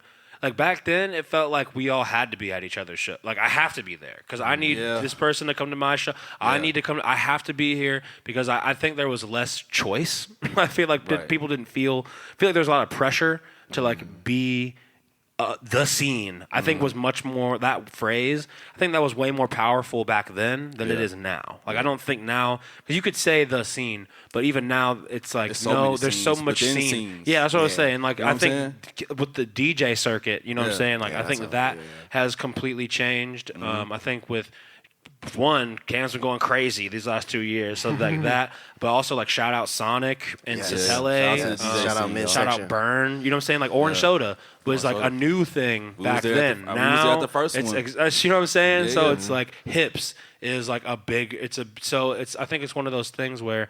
Like, yeah, we're the OGs, and we have things, you mentioned, like the word pillar. Like, I think there's a lot of us who have built, and even, like, shout out to Kaleem, and shout out to really any of the older, like, that he's the one who I interact with the most, but Marshall, like Mr. Shorts Creates, like, shout out to that sector, Barb. Like, shout out to these people who stuck around and, you know, invested in the youth here and stayed building connections with artists here. Yeah.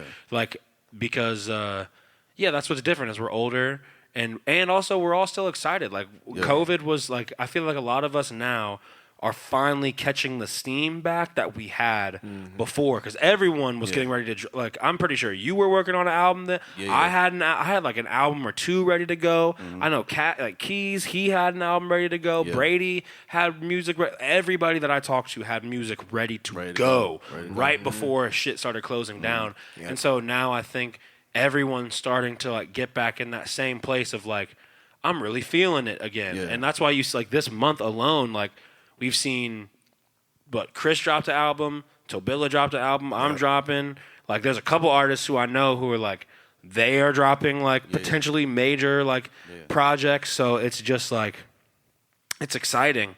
And I think that can't be negated, too. Like, how do we all end up dropping in the same month? And it's because, we need each other. Like, and we're old enough to be able to, like, have more adult conversations than I think we were then, where it's, like, I can say for me, like, back in the day it was an ego thing. Like it was just very much like a braggadocious, like I have to like I have to be the best.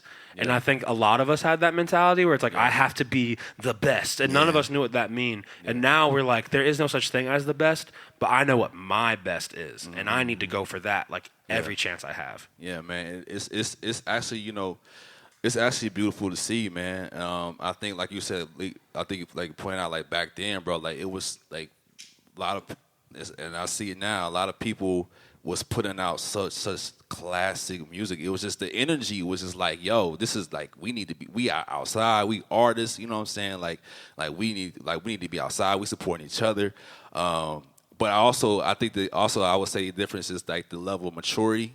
So a level of maturity we once had. Of course, we was younger back then, and I would say too, like for me, you know, like I said, like I was when I was like coming into the scene like back in like 2015, 2016, you know what I'm saying? I was like, where's the artist community? Where's the community at? So that's why I was like, yo, all right, let me just go to these events. Let me see where the people at. Let me see where the artists at. So let me open my home up to the people. Like let's get it cracking, you know what I'm saying? So but I also did notice back in those times where it was a lot of quote unquote, it was a lot of like fake unity. Absolutely. A lot of fake love, performative, you know what I'm saying?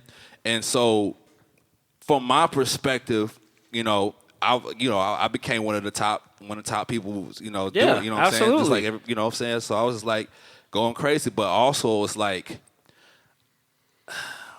there was underneath the surface was like silent competitive competition, like people competing, wanting to compete. Even if people didn't say it, like everyone was feeling everybody was feeling that. No, so absolutely. There was a point in time, and we're gonna lead to this next section. No, like, for sure. So there was a point in time. So for those of you that don't know, like me, Malcolm, he went by Yogi Split at the time, and KMB, that was Yogi. we dissed each other, and it wasn't even supposed to go there, right? It wasn't even supposed to go there. It wasn't. So I think back in 2019. So for anybody that was not there, like we're gonna explain it. So and I want to hear you guys' perspective on it. So like Cam was there. Cam was there with me too. I heard on the podcast you told this man to diss me. He was like, man, chop this man. He said, let's go. You said, I heard you told him diss me, bro. Definitely added fuel to the fire. Oh my God. Like, I'm ready. Let's go. I got the diss beat. Back in like 2019, right? I don't know what it was, bro. Everyone was feeling that energy, bro. Something was in the air. Everyone was feeling that I'm the best shit. I'm like, what the is going on? What is this? So like people was dropping diss records, like people talking shit on Twitter. I'm like, what is this? So I'm like, I don't really get myself involved in that type of stuff.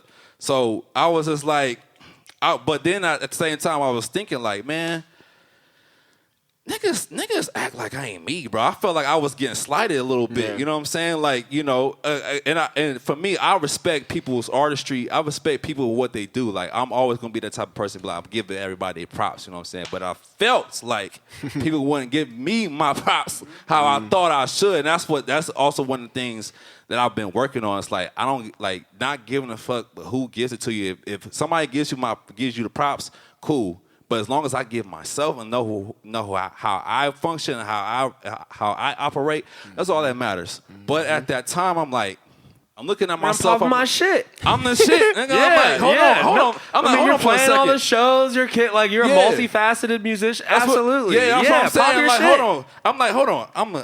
I'm a drummer. I produce my own stuff. I produce for other people. You know what I'm saying? Like I do all this stuff. Undeniable impact. Yeah, and like even within, I'm like, I can do so many genres. I'm like, who fucking with me? Like, but I was, even though I was serious, but I was also trolling. So like when I put that tweet, I was like, when all this shit was happening, I'm like, I'm the most well-rounded artist, and I got smoke for anybody that wants it.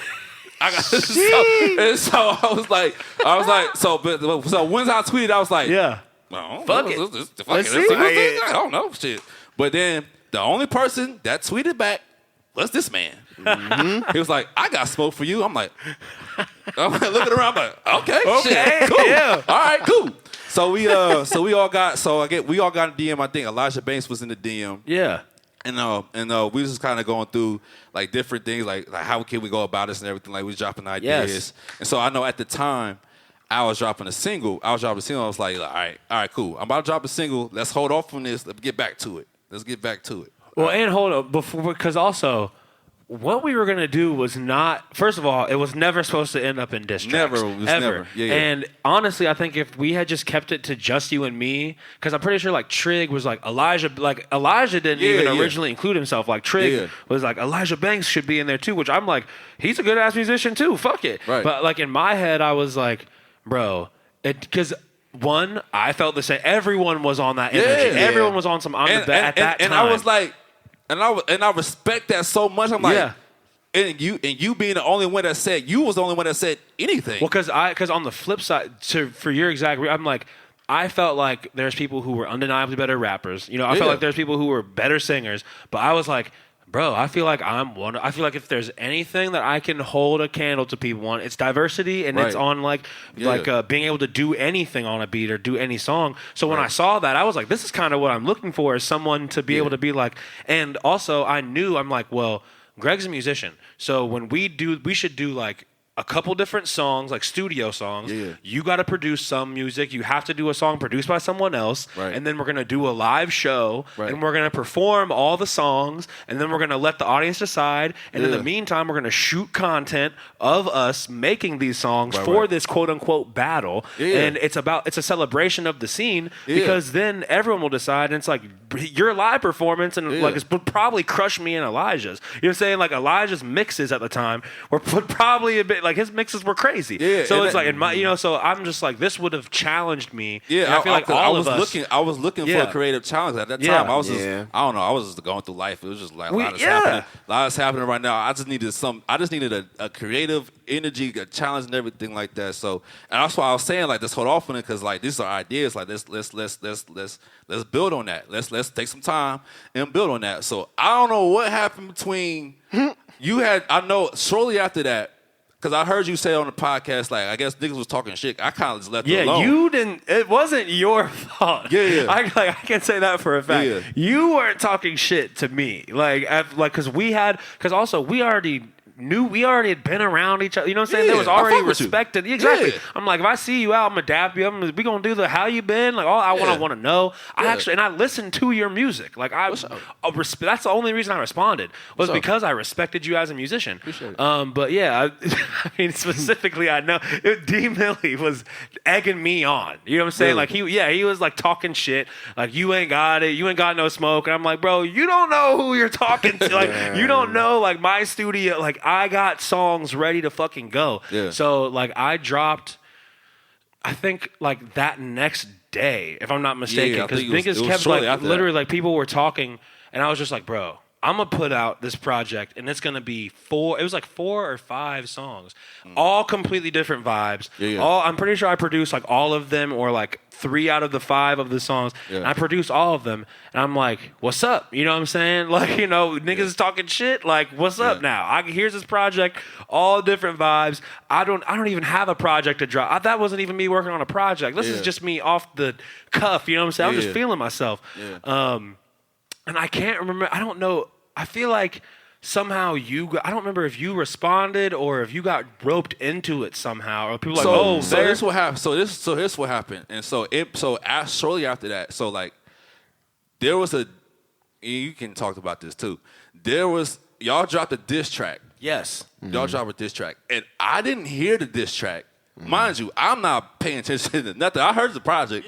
I didn't know if it was towards me, because if I felt like it was towards me, it was like it would have been direct. It would have been direct. Like, okay, so drop the project. Cool. All right, cool. Yeah. Cool. I was like, well, if we ain't gonna do the challenge thing, I'm gonna show you niggas. You know what I'm saying? Like, I'm gonna put some shit out. Right. Because I was feeling that same creative angst too. I wanted to put on display, like, I'll put out a pop record and a rap and like a hard rap record and a record that's like sample driven and shit. Like, I want to show it all, like not just yeah.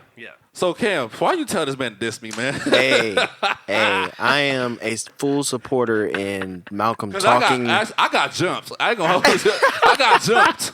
I'm a full supporter in Malcolm talking his shit. That is the one thing. Like, I feel like since you like the powwow days, bro, like that verse to me is still legendary. Like anytime this man raps and talks his shit, I'm here for it. Any diss situation, like battle situation that you've been in, I feel like I've always been the one. And you on his really line. caught smoke that was probably intended for other, because there's so many other disses that almost happened, like in that year and years prior, where Cam's like, bro, because I know that one your first, bro. You need to show these niggas. Because I know that one your first like diss. battle. Yeah, that one your first diss. Yeah, no, absolutely not. Yeah. Because I get caught up in the moment, you know what I'm saying? It's just like you get around your guys, and especially like because I can't remember what led to the first one. Like I feel like what happened for the first diss, more so than even Cam being like, you need to diss this dude, was like I feel like I dropped the project, and then people started talking online. Just Twitter. You know what I'm saying? There's probably a lot of Twitter fingers and people talking. And then I bet someone was almost like, you going to respond? I like to you or something. And you were, I don't know what happened. So I deleted my Twitter. So when that song, I didn't know the song dropped until like a month later. Like a month later. So like I said, I was paying attention. Like I was just doing my thing. You know what I'm saying? So I remember it was Malcolm White. Malcolm White tweeted the song. He tweeted the song. He was like, he said, if there's a diss record, I would like to hear it. And you know Malcolm White, you know, he's one of the people that curate events and everything like that. So I wouldn't just say that. I wouldn't just did it for just anybody to say like, hey, you got a diss record? I'm like, because it was him and we had a relationship. Yeah. I'm like, first of all, I'm like, diss record? So I heard it's like a broad day. It's like, G.O. saw red, better get green. I'm like, what? What is going on? What, a diss record? Like, for real? Hold up, KMB? What? Wait, hold on, wait a second. Since when did y'all two? That's when I realized y'all was working together. I'm like, what? I'm getting jumped here. So I remember that night. I remember it was a nighttime. It was maybe like 10 o'clock. And mind you, I got to work the next day. I was working at Trevis. So, you know, I work at Trevis at the military. So that's a motherfucking, that motherfucker. So I'm like, okay, so I heard it. I'm like, okay. Y'all gonna make me write a diss record, so I'm gonna look like a bitch if I don't drop a diss record. So I'm like, okay, all right. So I'm literally sorry. So I'm like, if I'm gonna do this, I'm just gonna have fun with this. I'm just gonna, I'm gonna troll. I'm just gonna troll. So literally, like while I'm making, I'm like laughing the whole time. Yeah. So when I got it, was probably it took like maybe like 2 hours just to find the sample, do the beat, write the verse, whatever. And so I went to sleep at like 3 o'clock. So then the next day I remember the famous cover art. Yeah. I was like, I'm about to troll this nigga. Yeah. It was my face and your face, and I had the stick figures on. I had the right. I had the gold chain. I'm like, better than you, pointing at you. Yeah. So I'm like, I'm about to drop this diss record. Mind you, I didn't care about what people thought about it. I was like, all right, this is what y'all want. I'm gonna make this entertaining. Yeah. Mm-hmm. So then I dropped it.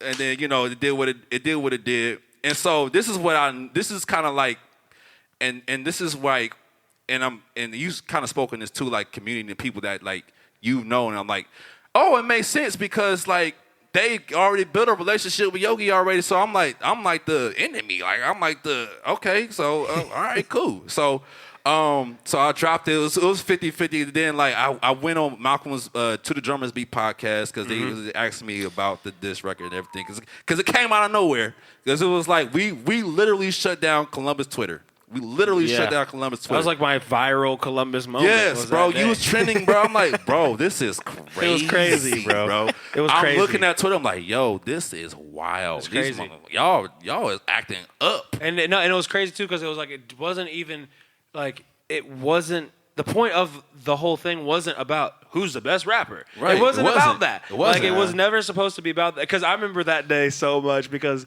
I remember when the disc got discovered, and then I remember hearing either you post something about like disc loading or something like that. Oh, if we had been put the cover art. Yeah. We probably would have known. If we had been closer, we probably would have known like, oh wait, because we'd already been linked up and made music before. Yeah, for sure. Yeah. You know what I'm saying? So, but at that point, like I remember driving to work with my boy Quinn, who was like one of my roommates, and we were like listening to the disc, and I was like, oh man, fuck this. I was like, you know what I'm saying? Like, I gotta go home. So, like, I worked, got off work, called Cam. Cam comes up, he's like, man, I got the beat for you, man. I got the disc beats ready. And, like, we sat with all the homies and, like, turned the record on. I'm getting jumped again. Because when I saw the cover art, because I was in, like, while I was doing the podcast, literally, towards the end of the podcast. Crazy. Oh, Yogi Split just dropped a new disc record. It was called Kills Greg Redemption, Dead Greg's Redemption, and it's this dude getting shot in the head. I'm like, bro, what the fuck is this? This nigga is mad. What the fuck? So then I heard it. I'm sorry, Mom. First of all, the beat came in crazy. Right, that beat is. Both of those beats are insane, bro. I'm like, all right. all right, I guess he won. Just the simple fact that these beats is crazy. I know these motherfuckers gonna be like, yeah, nigga, this beat is crazy. So I'm just like, all right. I'm just like, okay. Then he was like, this beat, your cover art is ass, my nigga. Like, you told me this was some shit like that, and it went on, and it was like, yo, damn, what is going on? It was so it was so wild. It was crazy. Bro. It was crazy. Wild, it was bro. crazy. But the even crazy part about it was like the people that were responding. Yeah. Like.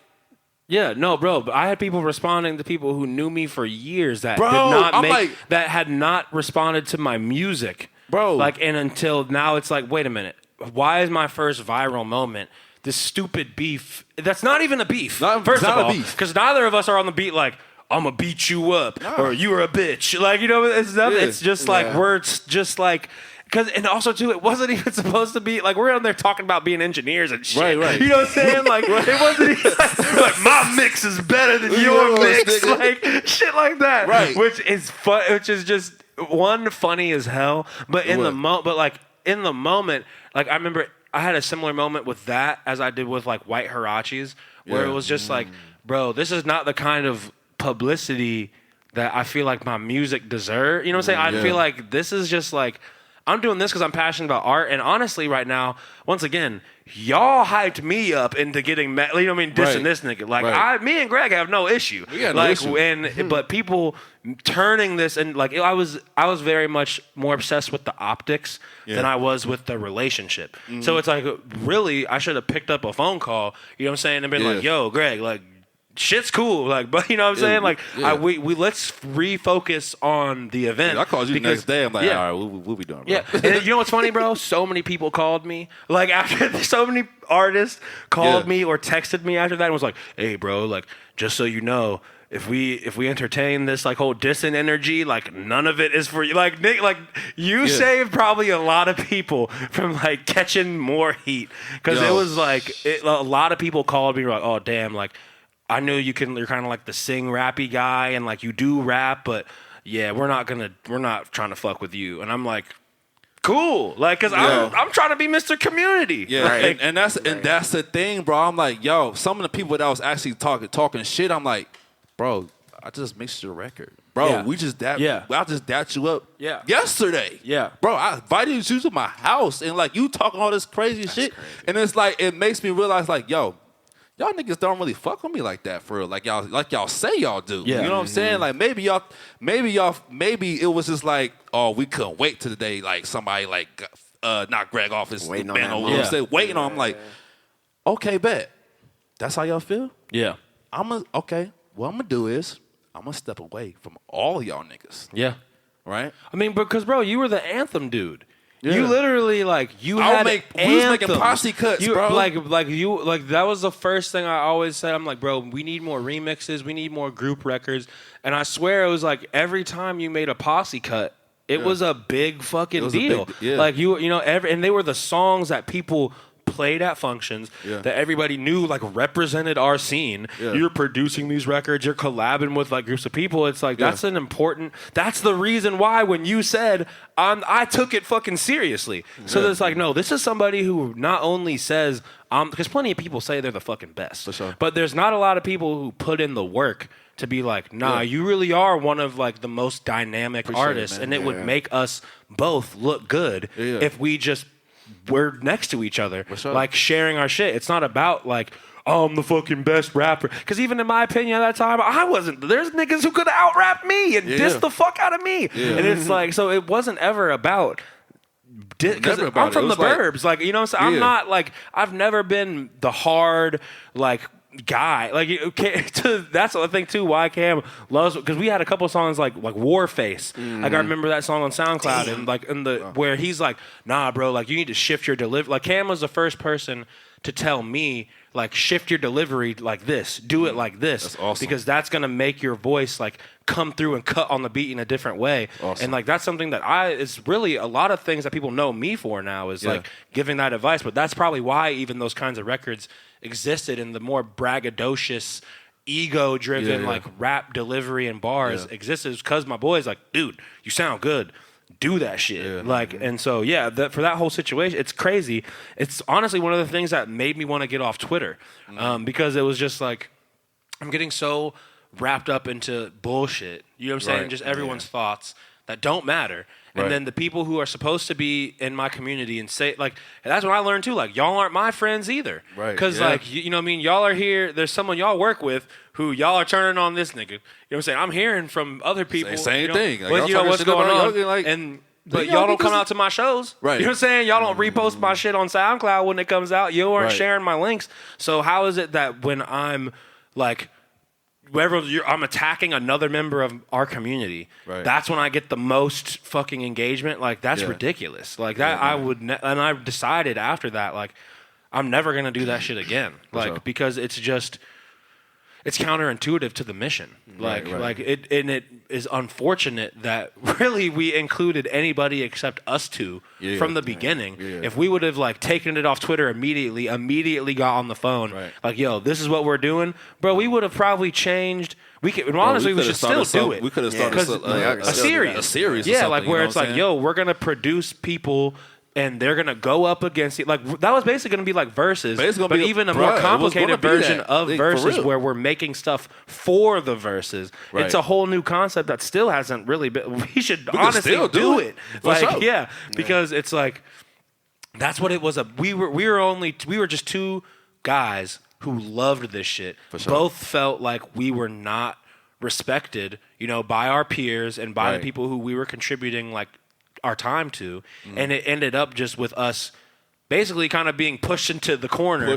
And it's like, yo, now y'all have to do this shit. You know what I'm saying? Because now we're going to talk. It's like, how about you talk about this fucking bomb-ass soul album I just made? How about you talk about this mixtape? How about you talk about these singles that me and Cam are dropping with Golden Wave? Like, how about we talk about anything else? Nah, we're going to act like there's a beef between two of the friendliest guys in the scene.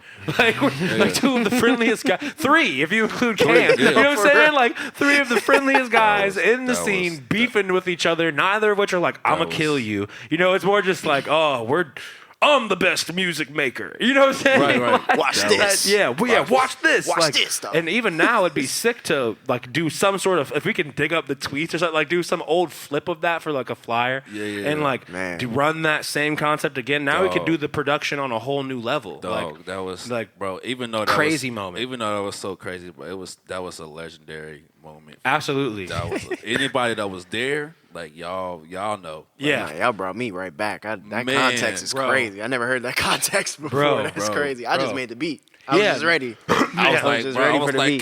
Cam, no. He's like, come on. I'm like, we dissing? Yeah, oh yeah, no.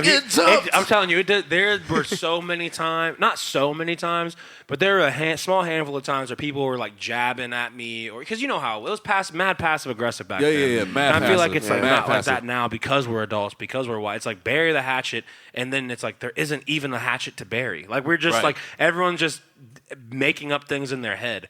So it's like it's good that like we can be passive. But yeah, back then anybody who was like, my dogs are my dogs. You know what I'm saying? Sure. So it's like if somebody is gonna be like coming at me, then Cam's gonna be like, before I got mad, like even like Barrett, you know, all my homies, they're more mad than me. Now I'm like, ooh, like y'all are waking the giant. Like, you know what? Who the fuck does this nigga think he's talking to? You know what I'm saying? Right. You know, it's like now it's not even about. It's like I'm entering a character. So it's like it's fun to know that like that exists and that you can channel that energy in a certain way.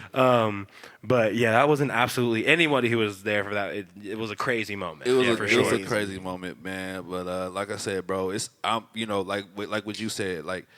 I'm all about building a community, man. Like, that's all I ever wanted to do. Use my talent, use my gifts, use my knowledge, you know, just to help people. Not just like elevate myself, but just elevate the scene. Like, I've always, for me, I'm like, how can move from Columbus and get noticed from everywhere? You know what I'm saying? And that's like the thing with Columbus. Like, a lot of the industry don't come up here, but actually people, the market always comes here and test markets everything. That's why we are eclectic. You know what I'm saying? That's why we have all these things and all these different festivals and you know, everything like that, cultures, you know what I'm saying? Because people want to come here and test the market, you know what I'm saying? But like for somehow, some way, the industry don't respect this. So in order for us to be respected, we gotta we gotta build community and respect one another, so that way the industry, quote unquote, have no choice but to come to us. You know what I'm saying? So that's all I've been trying to do all these years. You know what I'm saying? I'm still continuing to do it.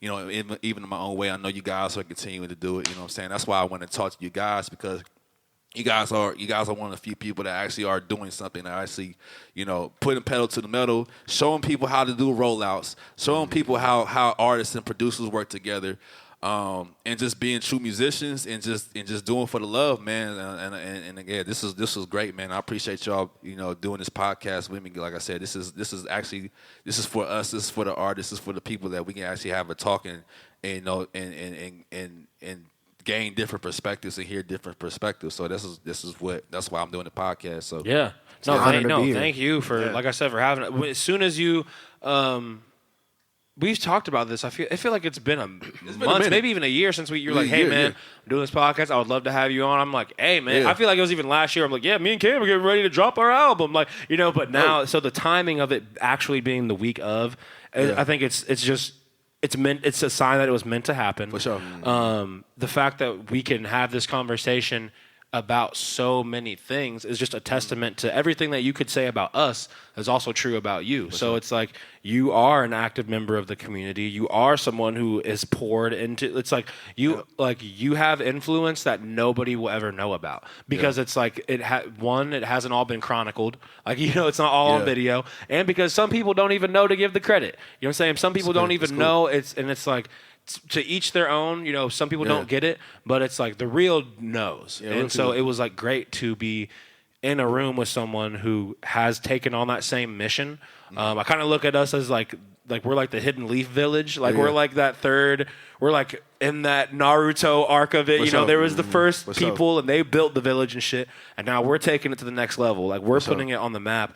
And so, yeah, that's like conversations like this between artists is we live for this shit. So like being able to talk about the production from an angle where I knew only you would be able to come from, and talk about being an artist in Columbus, invest in the scene, only, you know what I'm saying, only you and a select few of people can have that conversation with us. So, and it's important for the context of the album for people to know why we're doing this shit and who are we? Who are we are the same young kids who decades ago, you know, we were learning to make music, and now a decade later, you know, you're learning the people around you, and now we're almost 30, and it's like we are putting out like what is at this point like the magnum opus. Like this is like my best body of work, like undeniably it's rolled out in the best way I've ever done a roll. You know what I'm saying? Like I would say it's like one of the best rollout, you know what I'm saying, rollouts that we've seen, just because of the team. I can say it confidently because it was the team, like I said, Najee,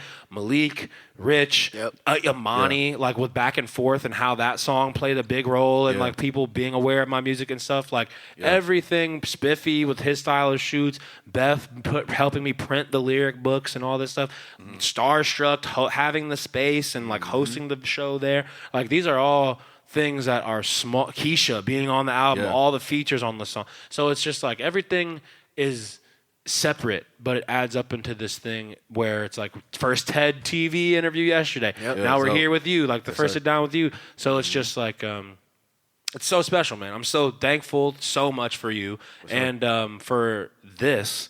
And I'm like all the things that we talked about on here as far as like setting up jam sessions and doing the event that originally led to the diss records.